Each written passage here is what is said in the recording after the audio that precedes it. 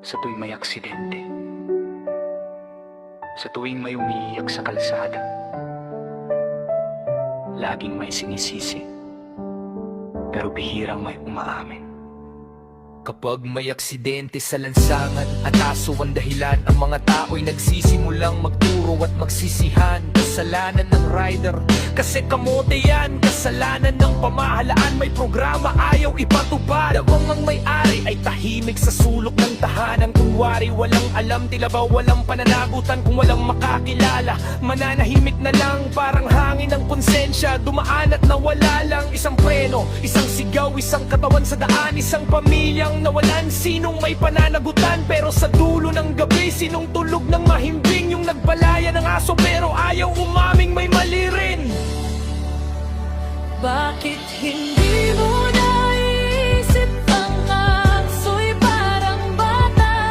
3 taong gulang ang isip mo lang. Alam sa disgrasya, hinahayaan sa lansangan. Walang bantay, walang tali. Bahala na kung anong mangyari, basta hindi ikaw ang masisi.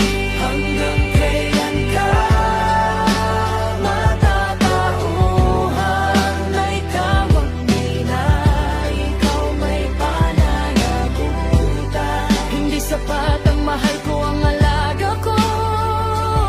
Kung sa kalsada mo siya hinayaang mapahamak ng ganon. Kapag may masamang nangyari, hindi mundo ang may sala, ikaw ang may-ari.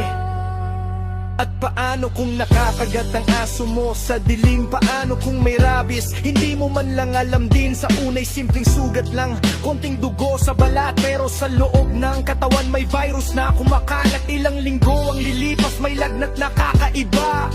Takot sa tubig, hirap huminga. Isang batang nangangarap maging guro o sundalo. Sa ospital nakahiga, nanginginig ang ulo. Anong mangyayari sa pamilya ng biktima?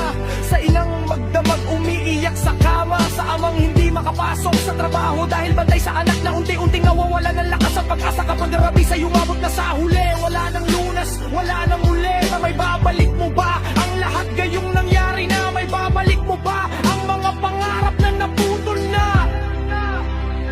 May batas na para sa tulad mong pabaya. Hindi ito pananakot, proteksyon sa kapwa. Sa unang pagbukas mo